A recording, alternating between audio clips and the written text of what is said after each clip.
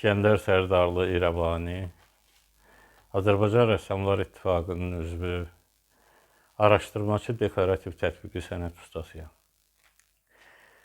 Bugün buradan sizə deyəcəklərimiz var və həm məkanın, həm zamanın seçilməsinin bir özəl səbəbləri var. Bildiyiniz kimi 18 aprel Ümumdünya Tarixi Abidələrin Mühafizəsi günüdür. Biz bu yerdə bildiyiniz kimi Sərdar Sandıq Ocağı adlanır və Sərdar Sandıq Ocağı dünyada bizim tanıdığımız, rast gəldiyimiz dünyada yeganə sandıq evidir ki, biz bunu zaman-zaman yaratmışıq. Yəni bu il 4 yaşımız tamam olur bu məkanın və gördüyünüz bu kiçik mücrü mənim ilk əl işimdir. Yəni həyatımda nəinki, yəni həm bir dekorativ tətbiqi sənət nümunəsi olaraq, həm ümumiyyətlə bir əl işi. Mən əvvəlki həyatımda mən hətta bir mıxı, mismarı da divara sərras vura bilməzdim. Yəni başqa peşə sahibi idim. Yəni o vərdişlərim yox idi sadəcə. Bu mənim ilk işimdir. Adı da ilkimdir. Bu isə Urudum əsərimizdir. Urudum mənim son işimdir. Və bu iki iş arasında 10 il məsafə var. Bunlar yanaşı dayanıblar. Bir-birlərindən bir energetik ünsiyyətləri var. Bəli, bu mücrüdən bu sandıqçıya 10 illik bir məsafə, 10 illik bir yol var. Gördüyünüz kimi bu əsər üzərindəki simvollar, naxışlar ümumiləşmiş bir obrazdır. Yəni ki, Qərbi Azərbaycanın Urud kəndindəki qəbrüstü abidələr var orada. Və o abidələrin hər birinin üzərində çox maraqlı fəlsəfəsi olan, üstündə hekayəsi olan abidələr var. Və onları ümumiləşdirib və mərkəzə də bizim də özümüzün bütün işlərimizdə tərənnüm elədiyimiz bir müqəddəs üçlük var. O üçlük butalardan yaranmışdı və bu butalar müqəddəs üçlük sizin o düşündüyünüz dini mənada yox, yəni xristiyan dinindəki müqəddəs üçlük yox, yəni dinlərimizə qədər bizim dəyərlərimizi formalaşdıran bir ailə institutu dəyərləridir ki, həmin o ailə institutu dəyərlərinin bir simvolu olaraq biz üç buta, yəni ata, ana, evlad. Bu bizim bir sıra əsərlərimizdə özünü göstərir. Nəyə görə biz bu Sərdar Sandıq evini, sandıq ocağını yaratdıq? Bugün 18 aprel dediyim kimi tarixi yerlərin, abidələrin mühafizəsi günüdür və bunu beynəlxalq səviyyədə bir çox konvensiyalarda öz əksini tapan sənədlərdə də qeyd olunur ki, həmin gün məhz 18 apreldə gələcəyə, insanlığa, gənclərimizə o tarixi yerləri, o tarixi abidələri tanıtmaq üçün, yaşatmaq üçün, tarix yaddaşımıza bir töhfə vermək üçün, insanlığa bir töhfə vermək üçün həmin gün dünyanın hər yerində müxtəlif formatlarda, ayrı-ayrı tədbirlər çərçivəsində irsimizi insanlarımıza yenidən tanıdaq. Yəni onların taleyinin məzmunundan asılı olaraq ona yönəlik öz uyğun davranışlarımızı göstərək. Mən Dərələyəzim sandığını da ilk dəfə görürsünüz. Dərələyəzim kolleksiyasına aiddir. Sözümü bu yerdə davam elətdirmək istəyirəm ki, nəyə görə bu Sərdar Sandıq evini, bu əsərlər nəyə görə yarandı? Bizə çox suallar verirlər ki, nəyə görə daha çox Qərbi Azərbaycanın mədəni irsini tərənnüm edən əsərlər yaradırsınız? Yəni biz yalnız Qərbi Azərbaycanın mədəni irsini təbliğ eləyən, təşviq edən, yaşadan əsərlərlə yanaşı digər tolerantlığımızı necə deyərək, ürəyimizin başında tutaraq dünyanın bütün mədəniyyət nümunələrinə, bütün çeşidli dünya görüşlərinə rəğbət olaraq ayrı-ayrı xalqların da irsini yaşatmaq üçün əsərlər yaradırıq. Amma nəyə görə Qərbi Azərbaycan? Ona görə ki, orada yaranmış bir mədəniyyətin, çox zəngin bir mədəniyyətin nümunələri olan tarixi memarlıq abidələr zaman-zaman yer üzündən silinib, böyük vandallıqla, qətliama məruz qalınıb və bu unudulmuş, yəni ən azı olmadığına görə unudulmuş tarixi memarlıq abidələrini, onların elementlərini bugünkü insanlarımıza çatdırmaq üçün, dünyaya çatdırmaq üçün, insanlığa çatdırmaq üçün biz qərara gəldik ki, məhz o əsərləri yaradaq ki, o əsərləri başqa yerlərdə rast gəlinməsi mümkün deyil, çünki fiziki cəhətdən artıq yoxdurlar onlar. Burada isə bu bir unikal Dərələyəzim əsərimizdə unikal naxışlar var. Bu naxışlar biz 1000-ə yaxın ayrı-ayrı ölkələrin, eləcə də bizim Azərbaycan xalçaçılıq məktəbinin yəni nümunələri olan xalçalarda axtarış eləyirdik. Yəni bizə istədiyimiz uyğun kompozisiyanı qurmaq üçün o naxışları axtarırdıq. Və bir rast gəldik 1873-cü ildə Dərələyəzimin Keşkəndim məntəqəsində toxunmuş bir xalıya. O xalıda, daha doğrusu at yəhəri üzərində istifadə olunan xalı idi bu.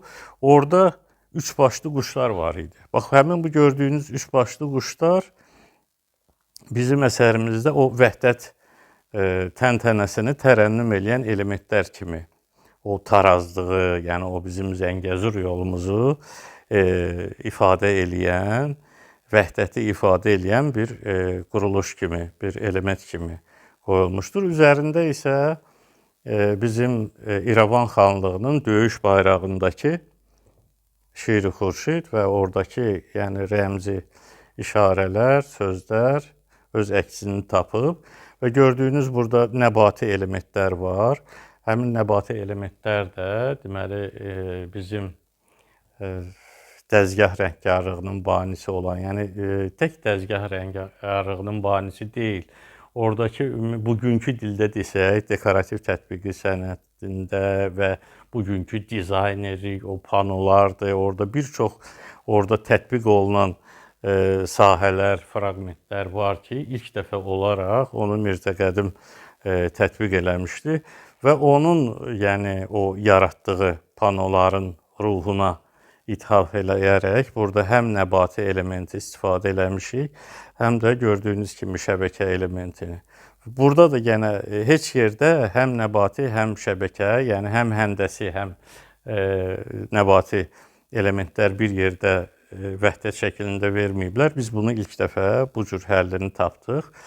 Yəni ki, burada həm Sərdarxan sarayının elementlərini yaşatdıq, həm Dərələyəzimdəki, Keşkəndimdəki o nənəmizin, gəlinimizin, qızımızın, anamızın toxuduğu o xalıdakı elementləri burada saxladıq. Demək istədiyim odur ki, bax bu həmin tarixi abidələrin, tarixi yerlərin qorunmasını biz bu cür özümüzə bir missiya olaraq çiynimizdə daşıdıq ki, biz Sərdar Sandıq ocağını yaratmaqla biz Qərbi Azərbaycanın səsini həm də burada eşitdirə bilərik.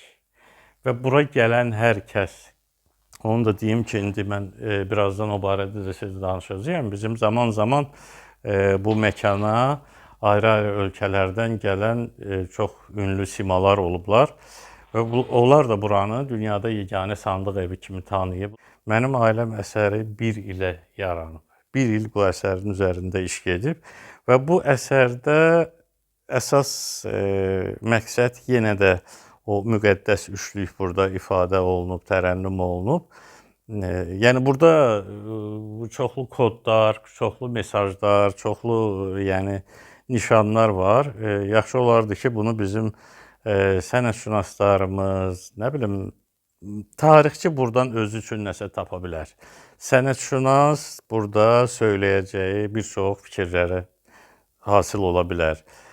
Filosoflarımız nəsə burdan danışa bilərlər. Nə bilim, müxtəlif sahə insanları, numeroloqlar, ezoteriklər, düzdür, yəni ki, biz əslində bilirsiniz, bu sadaladığım bütün bu məsələlər ondan irəli gəlir ki, biz özümüzə, həm də tolerantlıqdan yoğrulan bir sənətkarlar kimi istəmişik ki, yaratdığımız əsərləri dünyanın hər bir nöqtəsində hər cür, yəni dünya görüşü olan, çeşitli dünya görüşü olan insanlar oxuya bilsinlər buranı.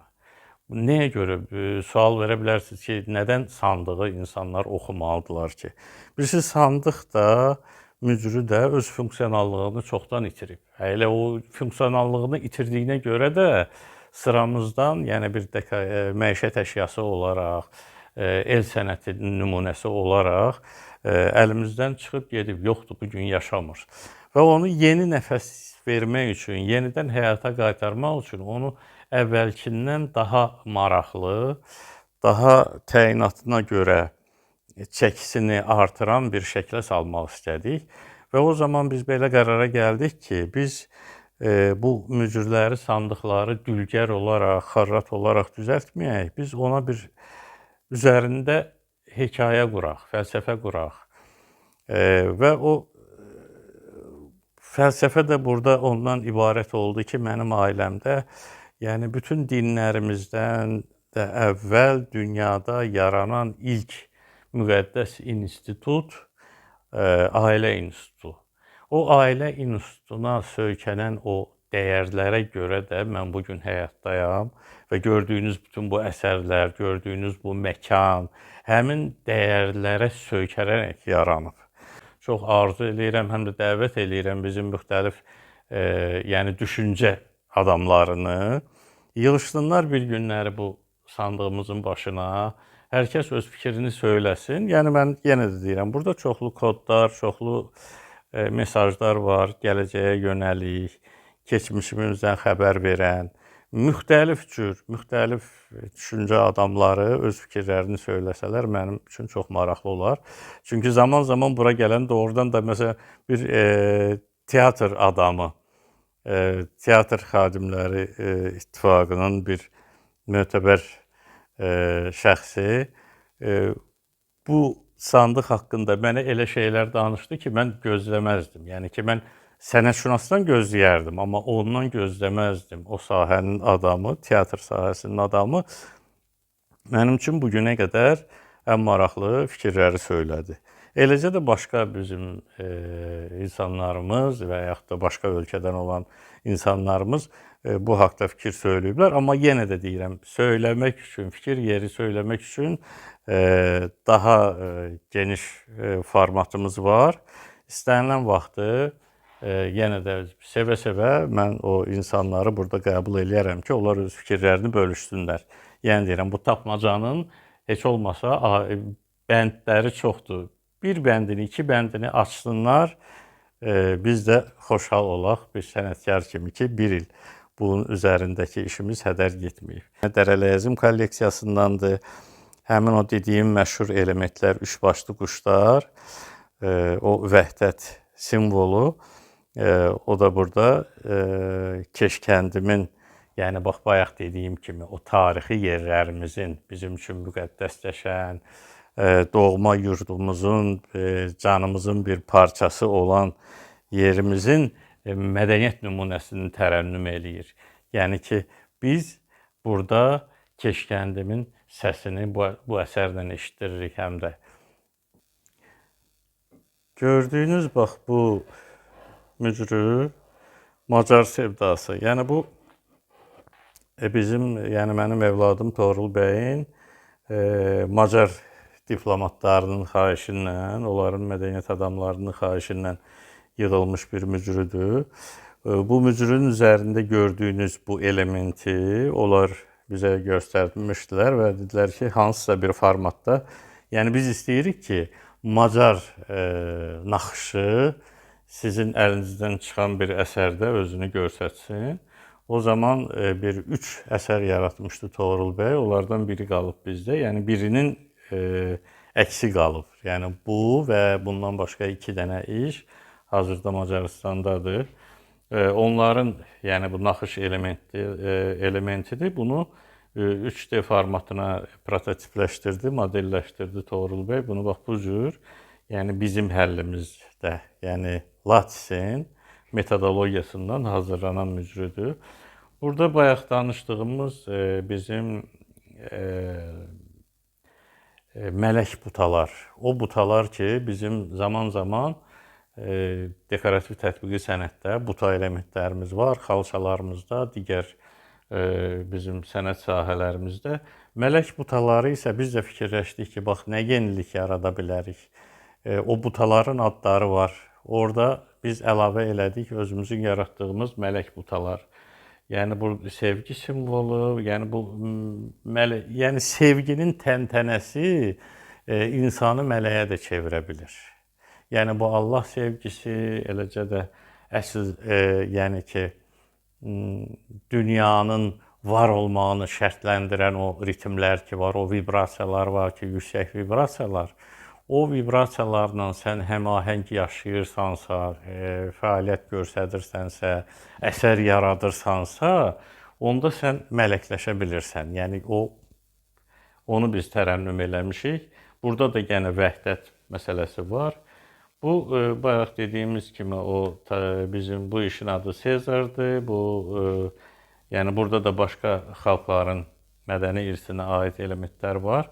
Bu Turan yolu Zəngəzurum adlı bizim bir kolleksiyamız var idi. O kolleksiyada bizə çox böyük uğur gətirdi.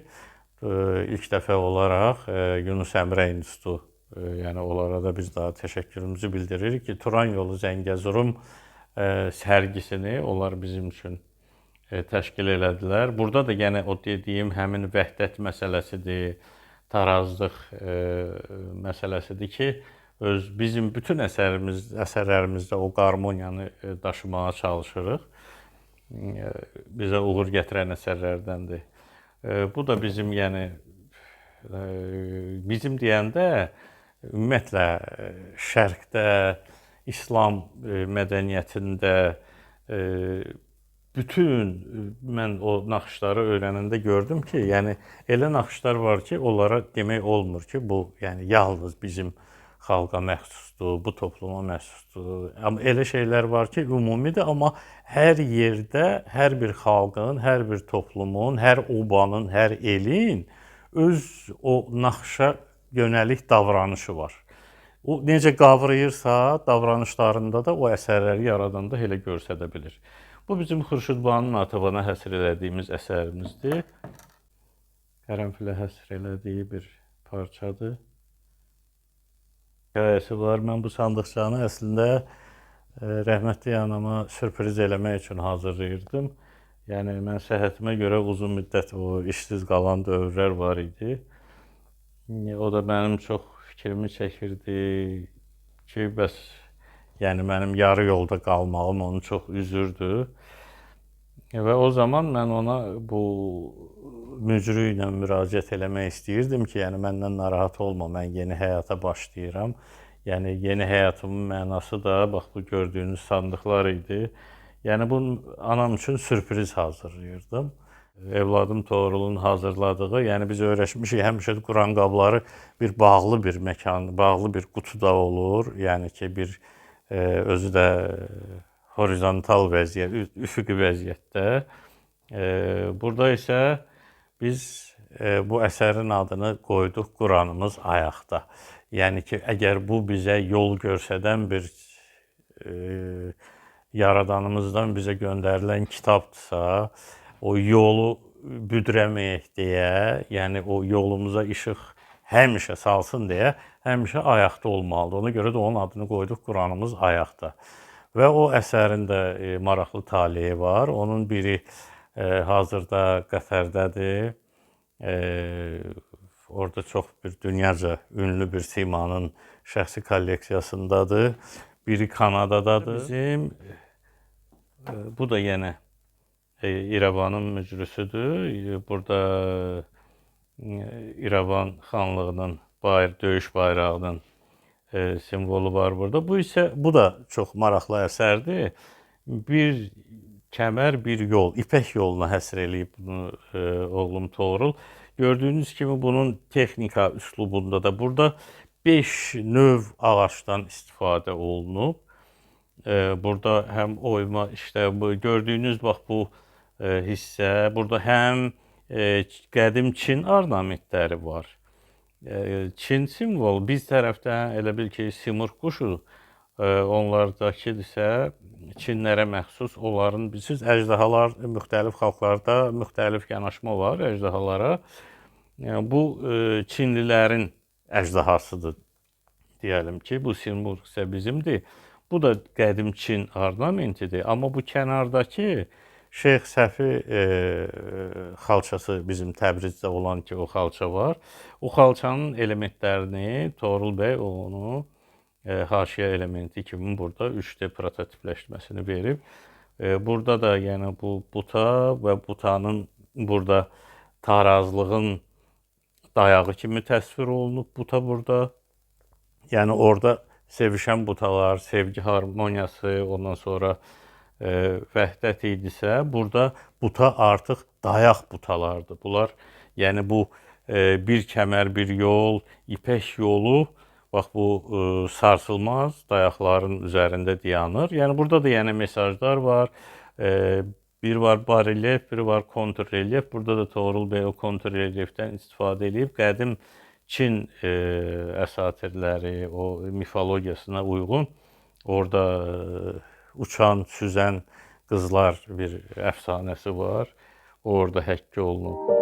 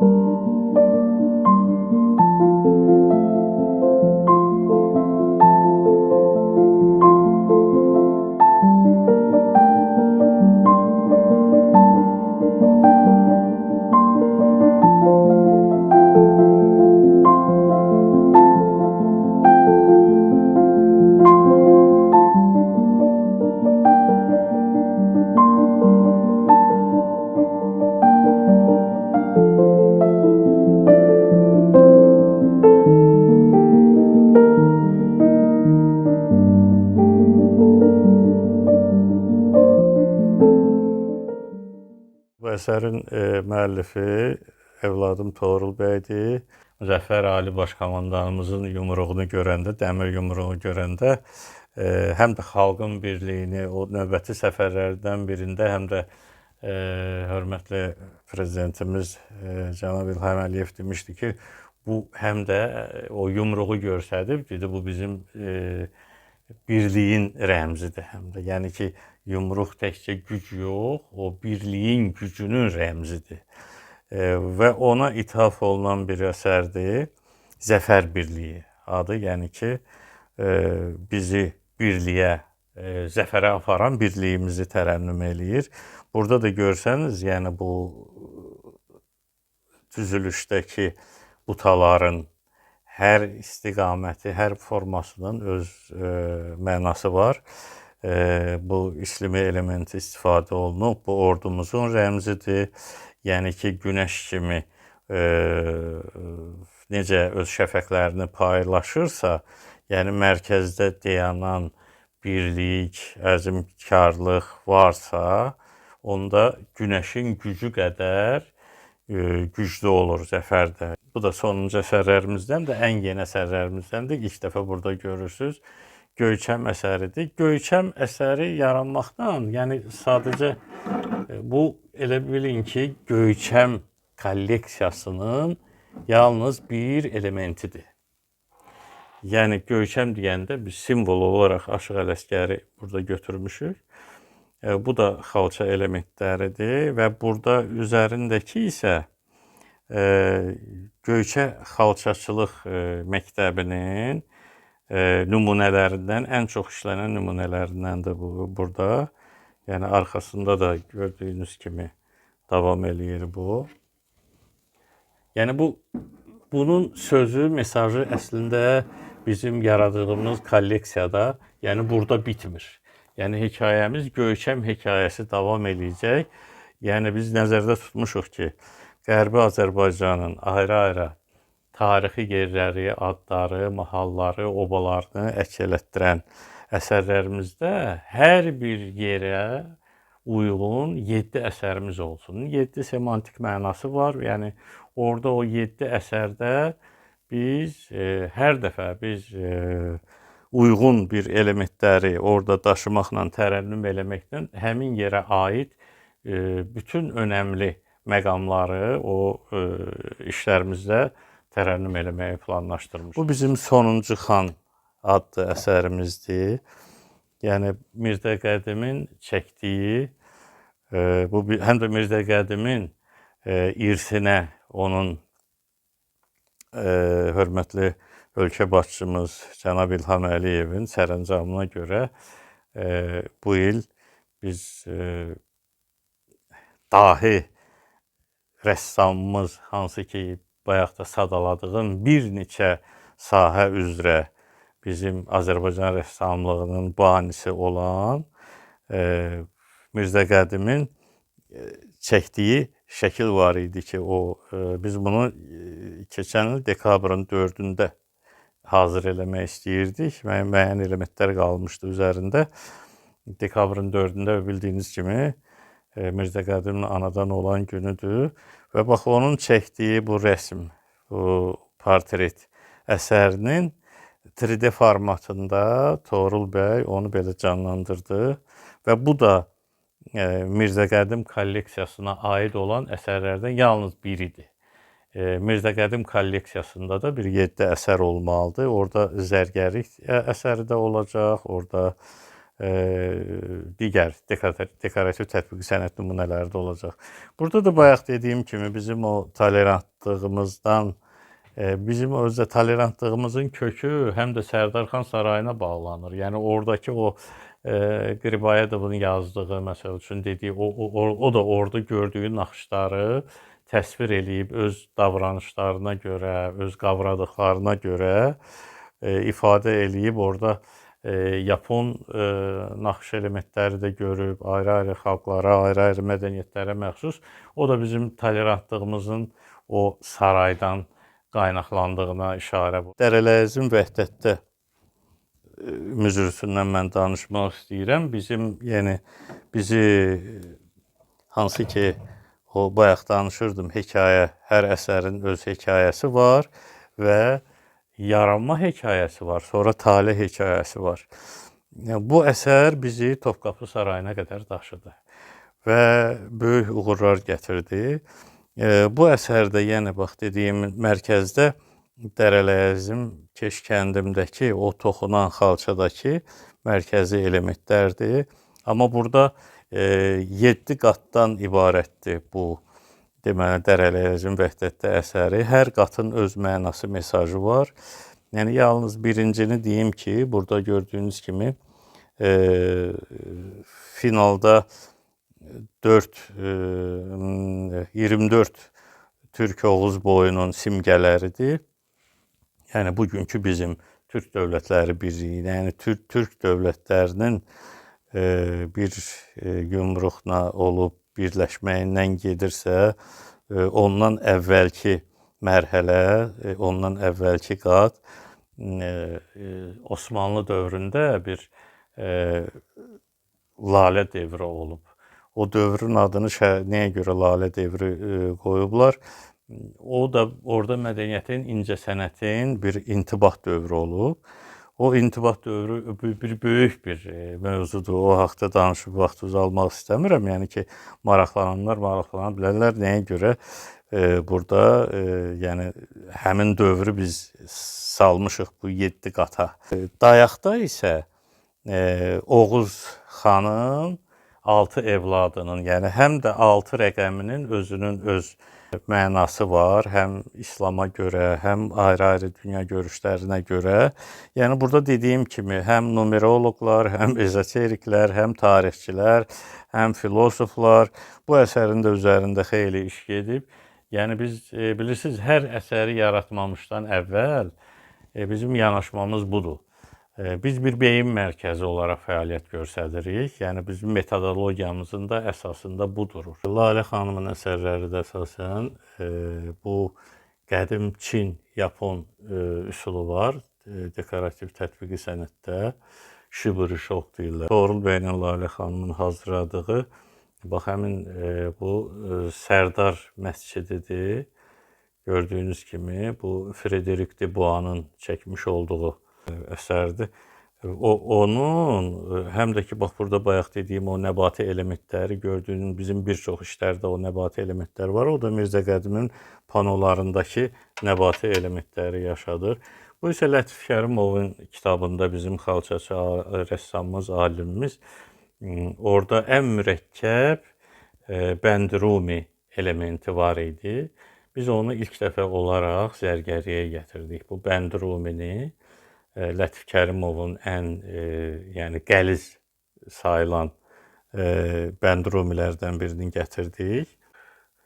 Üzük isə Tomrisin burada barelyefi üzərində hazırlanıb. Bizim xalq rəssamımız Xanlar Əhmədovun əsəridir. O əsəri Toğrul bəy zərgərlik versiyasını hazırlayıb. İrəvan xanlığının döyüş bayrağındakı Şiri Xurşid. Bu gördüyünüz buradakı elementlər isə hamısı Mirzə Qədimin deməli o panolardakı o öz əli ilə həkk elədiyi nəbati elementlərdir. Həmin nəbati elementləri də biz gətirdik sərgəriyə. Qərbi Azərbaycan icmasının loqosudur. Gördüyünüz kimi Toğrul bəy həmin loqonu bizim zərgəriyə gətirdi. Və müxtəlif versiyalar var. Yəni ki, yalnız bu yeganə deyil. Yəni o burada həm qadın sırğaları, medalyonlar var. Kişi, qadın üzükləri, sırğa, medalyon.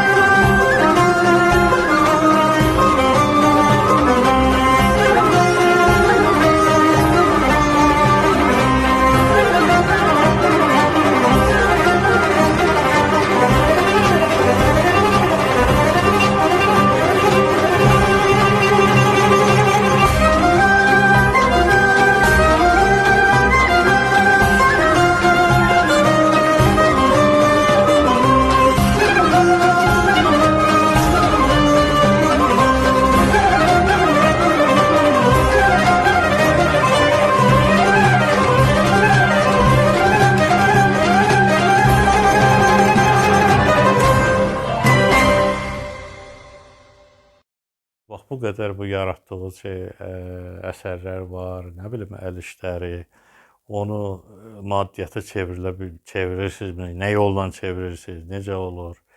Mən tam səmimi deyəcəyəm. Bax bu günə qədər, bu nöqtəyə qədər biz bax bütün bu yaratdıqlarınızı, bütün gördüklərinizi ərsəyə gətirmək üçün yalnız biz xərcləmişik. Yəni heç nə qazanmamışıq. Qazanmışıq. Bax bu gördüyünüz bunları qazanmışıq. Bax gördüyün o albomdakı o ürək sözlərini qazanmışıq. Bu bizim üçün yəni ölçüyə gəlməz, qiyməti ölçüyə gəlməz şeylərdir. İndi bunların hər biri haqqında məlumat verəcəyəm. Qapıdan başlamaq istəyirəm. Bunu bizim yenə də can qardaşımız Kuzey Kıbrısımızın bugünkü söhbətlərdə aktualdır elə o barədə təmsilçisi, Azərbaycandakı təmsilçisi Kuzey Kıbrıs Türk Cümhuriyyətinin hörmətli Ufuq xanım Turqanerin bizə Sərdar Sandıq evinə elədiyi hədiyyədir, qapı. Çox təsadüfüdür, bəlkə də rəmzidir. Ondan 2 gün keçməmiş Qətərdən deməli Əl-Cəzirə, dünyaca məşhur Əl-Cəzirə telekanalının rəhbəri Mustafa bəydən bizim Sərdar Sandıq evinə göndərdiyi bu hədiyyədir ki, bu qapı rəmzidir. Biz buna belə baxdıq ki, yəni bizim üçün bu qapıların açıldığı bir nöqtəmi deyim, yəni bu qapı həm rəmzi mənada, həm semantik mənada bizim üçün qiymətli bir şeydir. Qapı olmasa nə ola bilərdi? Yəni ki, çox bizim üçün qiymətlidir. Bu gördüyünüz isə Türkiyə Dayanət Vakfının başqanı Əli Erbaş bizə sayın onun bizə hədiyyəsidir. Deməli, Türk İslam mədəniyyətinin yaşadılması, irsin yaşadılmasına görə bizə deməli İstanbul müftülüyündə təqdim olunan, Toğrul bəyə təqdim olunan hədiyyədir. Yəni onların tanınmış usta, bu da əl işidir, onların ustalarının işidir. Məxsusi yəni bizim bu Sərdar Sandıq evinin ən qiymətli sakinlərindəndir. Bu isə deməli Türkiyənin ən məşhur, ən necə deyim, əfsanəvi təşkilatlarından biri. Yəni həm bu təşkilatın qurucusu, həm də başqanı Akkan Suver bəyin bizə elədiyi hədiyyədir. Yəni həm bu bizim, yenə də deyirəm, Sandıq evimizə, həm yaradıcılığımıza verdiyi qiymətdir. Burada Atatürkün öz imzası ilə həkk edilmiş rəmzi, yəni ki, əşyalardır, qablardır. Bunu bizim Türkiyənin Azərbaycandakı səfirinin Lalə xanıma verdiyi, bu bayaq dedim, Lalə devrində Osmanlının ən deməli incəsənətin, mədəniyyətin intibah dövrü gedirdi. Həmin intibah dövründə Türkiyədə ən yüksək qiymət dəyər verilən vaxt idi ki, o sənətkarlara, sənət adamlarına yüksək dəyər verilirdi. Bu həm mütəmadi olan bir, yəni Türk varlığında həmişə bu olub. Osmanlı dövləti qurulanda Osman bəy deyir ki, bəs 10 çapar göndərin hər bir qonşu ellərə ki, oradakı ən ünlü sənətkarları bizim elimizə gətirsinlər və onlar bu sənəti, sənətkarlığı inkişaf elətdirsinlər. Yəni sənətə verilən önəmdir. Yəni rəmzi olaraq qardaş Türkiyənin səfirliyinin Lalə xanıma bir ictimai birliyin, deməli tətbiqi sənət nümunələrinin qorunmasını, mühafizəsini dəstək verdiyi, töhfə verdiyi üçün yenə də Türk mədəniyyətinin, Türk mirasının qorunmasını təmin eləyən yolda verdiyi töhfələrə görə ona ödül kimi hədiyyə edilmişdi. Bu isə Türkiyədəki, bizim qardaş Türkiyədəki dərnəklərin bizə verdiyi, bizim Zəngəzur sənətkarlığından bağlı deməli tək hədəfimiz elm adlı, bir də Xarı Bülbül Vizyon Teatrosunun bizə verdiyi ödüllərdir. Bu deməli Türkiyənin yenə də Azərbaycandakı səfirliyinin, dini işlər üzrə müşavirinin İhsan bəyin bizim muzeyimizə olan hədiyyəsidir. O da burada olub. Bu isə deməli bizim xalq rəssamı Çingiz müəllimin Feyzullayevin o vaxt Milli İncəsənət Muzeyinin direktoru idi. Bizim ilk sərgimizi orada keçirdi. Onun bizə verdiyi hədiyyədir bu muzeyimizə. Bu isə Topqapı Sarayının, yəni məxsusi bizim üçün hazırladıqları, yəni ki, onların yenə də ünlü sayılmış sənətçilərindən birinin hazırladığı əsərdir deyim də, əl işidir. Məhz yəni bizim ora əsərimiz təqdim olunanda onlar bizi o qədər sıcaq qarşıladılar ki, o qədər xoş sözlər söylədilər ki. Bax, dediniz, maddiyyatdan danışırsınız. Bizim maddiyyatımız da, hər şeyimiz də, bax bu gördüyünüz, görürsünüz burada Azərbaycan dilində yazıb göndərib bizə, biz onu burada həkk eləyib saxlayırıq. Bizim üçün çox qiymətlidir. O qapını göndərən Əl Cəzirə telekanalının rəhbəri bizim ailəmizə göndərdiyi, burada da o bizim görüşümüzdəndir. Və burada həm Azərbaycanın, həm Türkiyənin, həm Macarıstanın, həm Rusiyanın, Ukraynanın, yəni müxtəlif ölkələrin burada olan insanlarının zaman-zaman bu Türkiyə, Macarıstanın səfiridir. Yəni bizim elə Sərdar Sandıq ocağının açılışı olan günü onlar Novruz bayramına təsadüf eləyirdi. Bizim 4 yaşımız bu ərəfədə tamam oldu. Onlar hətta Novruz bayramını burada qarşıladılar.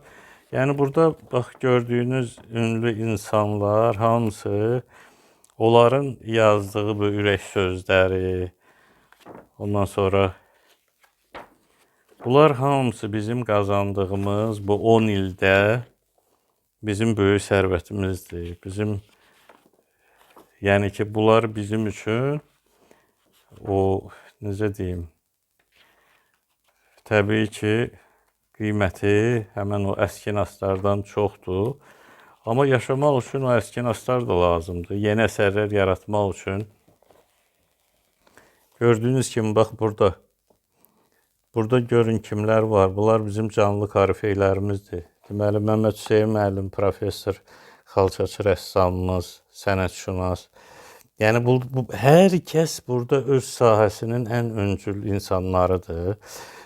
Natiq Səfərov bizim ilk addımlarımızdan, bizim kövrək addımlarımızda yanımızda olan, əsərlərimizə qiymət verən ali dərəcəli bərpaçı rəssamdır, mütəxəssis Milli İncəsənət Muzeyinin deməli bərpa şöbəsinin müdürüdür. Aydın müəllim Rəcəbov bizim kuratordur, deməli o da bizim xalq rəssamı, xalçaçı rəssamımız, deməli Azərbaycan Rəssamlar İttifaqının dekorativ tətbiqi sənət bölməsinin rəhbəridir.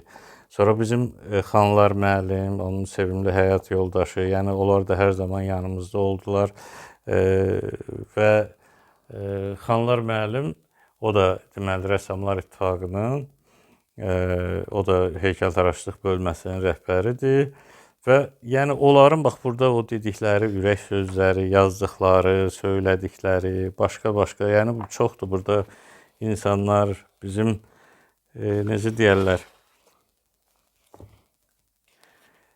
yaradıcılığımıza, fəaliyyətimizə qiymət verən yazıları, ürək sözləri görürsünüzmü? Yəni bunlar hamısı bizim kazancımızdır. Azerbaycanlı sanatçılarımızın bugün burada misafir etmemiz bizim için büyük bir onurdur, büyük bir şereftir. Özellikle yapmış oldukları eserleri görünce gerçekten ne büyük bir sanatçı olduklarını fark ettik ve eserlerinin ülkemizde önemli bir mekana sahip olan Topkapı Sarayı'nda bu nadide eserleri uygun bir yerde, uygun bir şekilde sergilemeni de gerçekleştireceğiz inşallah. Merhaba. Tek hedefimiz Eğitim Derneği kurucu başkanı Cem Yıldırımer olarak öncelikle tüm Azerbaycan'ı muhabbetle, saygıyla ve sevgiyle selamlıyorum. Malumunuz üzere 25 Haziran 2024 günü Üsküdar Valide Sultan gemisinde tek hedefimiz Eğitim Derneği ve Haru Bülbül Azerbaycan Vizyon Tiyatro Derneği işbirliği ile daha önce eşi benzeri görülmemiş bir organizasyonla muhteşem İstanbul Boğazı'nda Zengezur İşçiliği sergisi programını gerçekleştirdik. Türk dünyası için büyük öneme sahip emek, sabır ve özveriyle hazırlanmış eşsiz sanat eserlerini kültür mirasımıza kazandıran Sayın İskender Sardarlı, Sayın Lale Serdarlı ve Sayın Tuğrul Serdarlı'ya teşekkür ediyoruz. Kıymetli eserlerin sanat eseri olarak Topkapı Müzesi'ne kabul edilmesi ve burada sergilenecek olması da ayrı bir gurur vesilesidir. Sardarlı ailesi Türk dünyasına ve Türk kültür mirasımıza kazandırdıkları eşsiz sanat eserleriyle hizmetlerin en büyüğünü yapmışlar. Değerli Azerbaycanlı kardeşlerim, sizleri İstanbul'dan, Marmara Grubu Vakfı'ndan saygıyla, sevgiyle selamlıyorum. Geride bıraktığımız hafta içinde İstanbul'da emsalsiz güzellikte bir sanat etkinliğiyle karşı karşıya geldik. Azerbaycan'ın değerli sanatçılarından muhterem İskender Serdarlı, kıymetli eşleri Lale Serdarlı ve oğulları Tuğrul'un ortaya koydukları mümtaz eserleri, el emeklerini, göz nurlarını büyük bir hayranlıkla ben ve arkadaşlarım seyretmenin zevkine erdik. İstanbul'da Marmara Denizi'nde bir gemide yapılan bir takdimatla Serdarlı ailesinin ortaya koydukları ve Zengezur'u tarif ve tasvir eden el işlerini büyük bir hayranlıkla ve zevkle seyrettik. Önemli belirtmeliyim ki Karabağ haklı bir zaferdir. Bu Karabağ'ın haklı zaferi diplomasi ve siyaset alanında dünyada kabul gören bir tanıtımla dünyaya aksettirilmektedir. Elbette siyaset, elbette diplomasi ama ben sanatın da Karabağ tanıtımında büyük rol oynayacağına inanıyorum.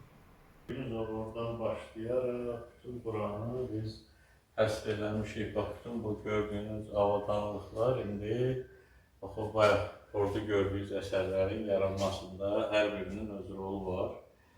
Yəni bu da son değil. Yəni başqa bizim yuxarıda emalatxanalarımız da var.